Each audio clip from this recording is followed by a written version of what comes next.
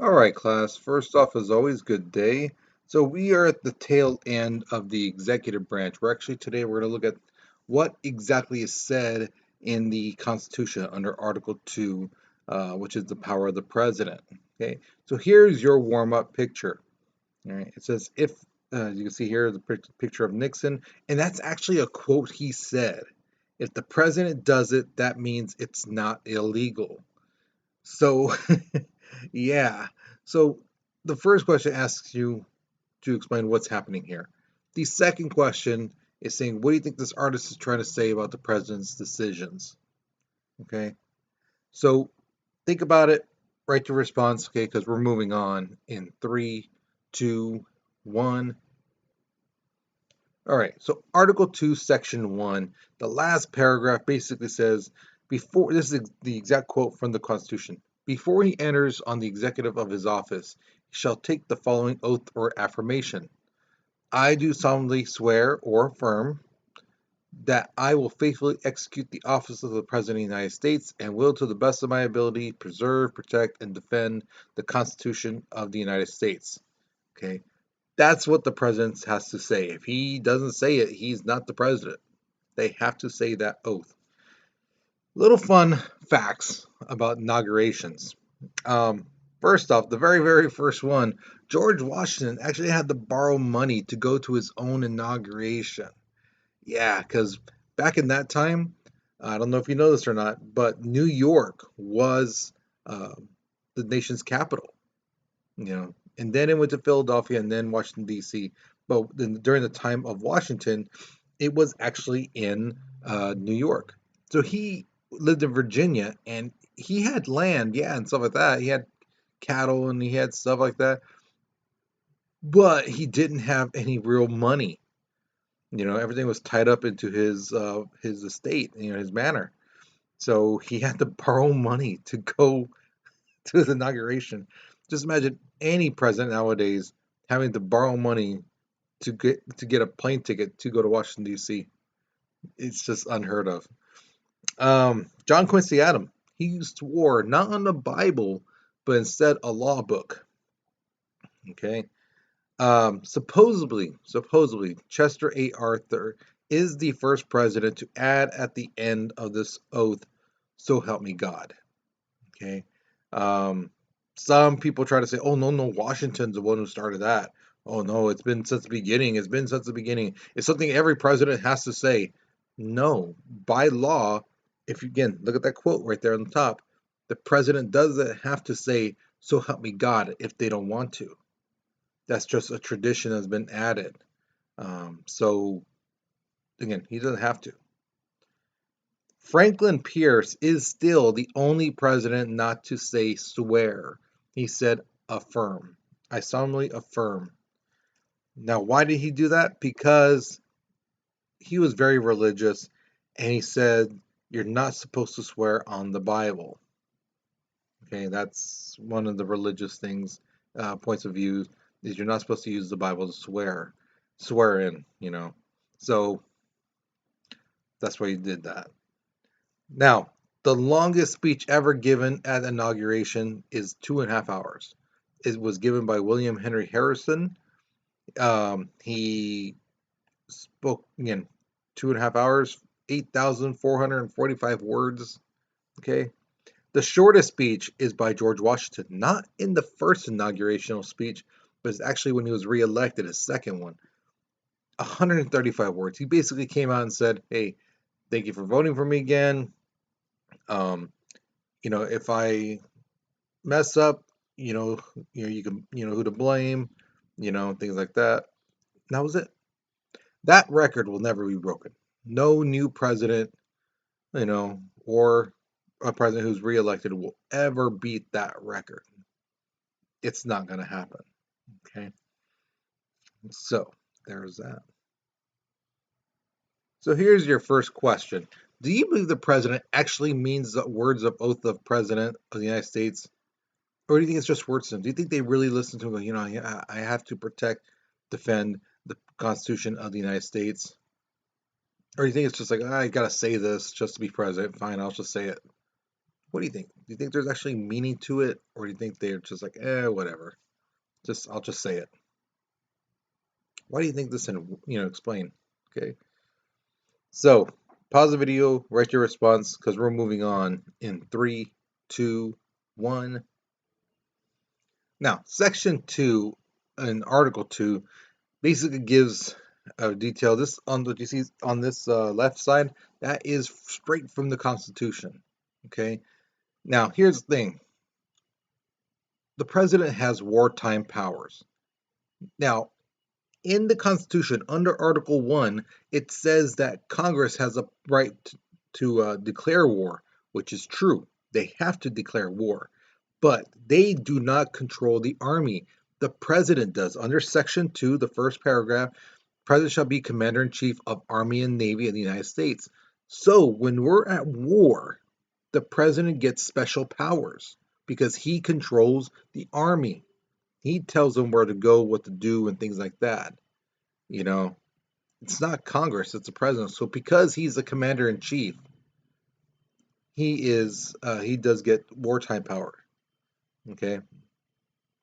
And again, I know it's not mentioned in the Constitution. This is one of those things that people who are really anti-president, who feel the president's too powerful, they'll use this. Say, well, it's not the Constitution. Well, it's like, yeah, but the president's got to use this military in time of war for special things. They need to make sure the soldiers have what they need to survive and fight. Whether it's military weapons, tanks, and things like that, missiles, whatever it may be. Okay. Now, back in 2020, during the election time, there was some talk about Trump being impeached, and there were some people who were like, "Well, if Trump is impeached, then when Pence is president, then he can pardon Trump, and then Trump could be president again." And this is the part where I'm like, wow, you have no idea what in the world you're talking about.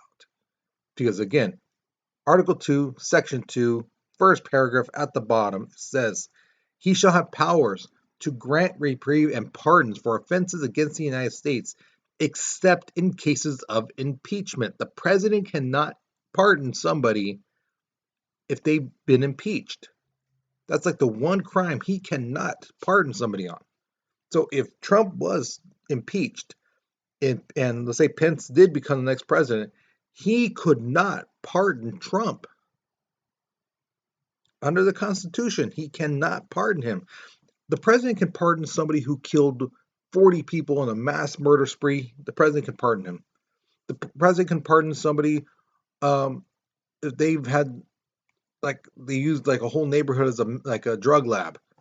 If the president wanted to pardon them, he could do that. Okay, but they cannot, absolutely cannot pardon someone who's been impeached, whether it's a judge, a senator, congressman, or even a former president. They cannot be forgiven of their crimes if they've been impeached.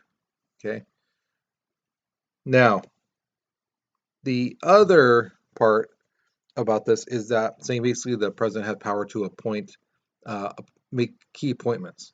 So people like ambassadors, foreign consuls, U.S. marshals, cabinet officers, independent agency heads, member of regulatory commissions, all those positions, the president could just appoint them and that's it.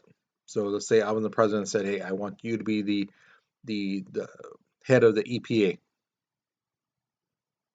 The Senate doesn't need to approve it because that's a department of the Protection Act, the Earth Protection Act, Environmental Protection Act. Sorry, and that's it. That when the president says it, okay.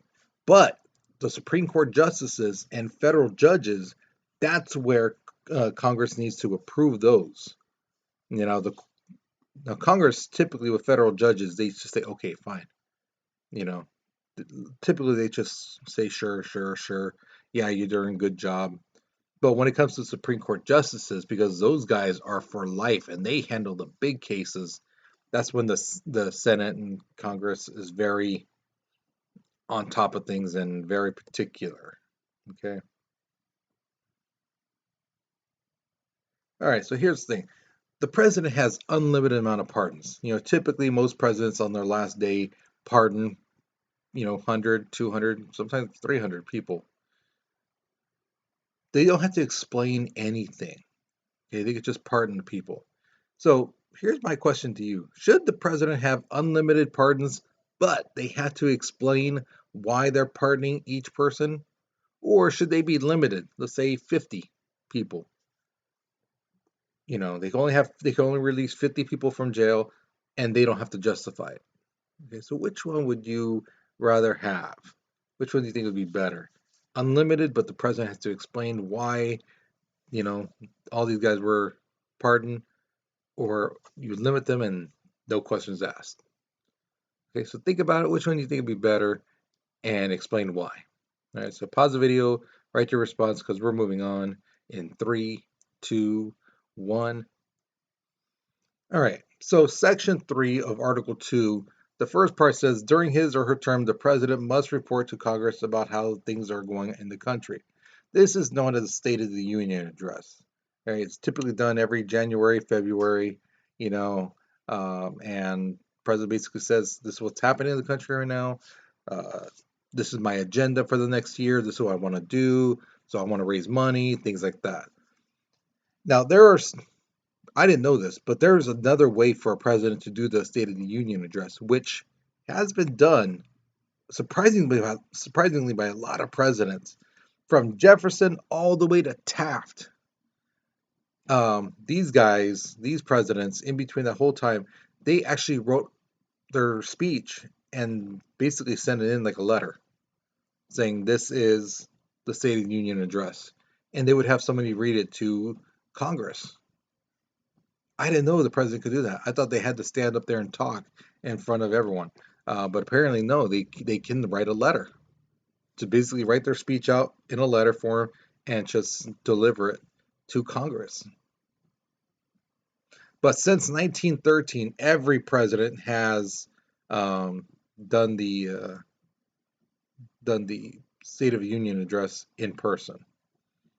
Now, here's the thing: the president also has the power, under extreme cases, to call both House of Representatives and the Senate. They can get the whole Congress together to discuss something. You know, Typically this is done usually when there's a major disaster. Um, when September 11th happened, Bush called both House of Representatives and the Senate together to discuss what's happening, what we know, things like that. You know, During Pearl Harbor time, FDR did the same thing when that was happening, and when the uh, during the 90s, during the Oklahoma City bombing, President Clinton called in a special session of Congress and basically told them, "Hey, this is what's happening. This is what we know. This is what's happening, and we need your guys' help and things like that." Okay. All right. And the last part is just like you guys, Congress is like, has a session. They have a start date and end date, and then they have a break. So basically, like you guys, they start school, end school, and then there's a break. Um, but the president has the power to basically say, you know what, Congress, let's end 2 weeks early.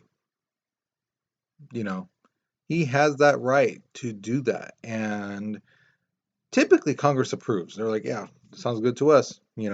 Um, but that's the power the president does have. They can adjourn Congress whenever they feel it's necessary.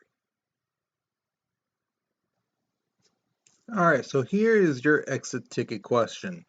Do you think you will ever see a moment in your lifetime where a president voluntarily reduces their power? Person running for president is like, you know what? If I'm elected president, I'm going to make sure that our powers are reduced. The president is too powerful. Um, because that's how it's the only way it can work is if the current president limits their own power. So you think you'll ever see that? Why or why not? Explain. The other question is, if you were given the chance, do you think you would run for president of the United States? And why? Why do you say yes or no? Explain that.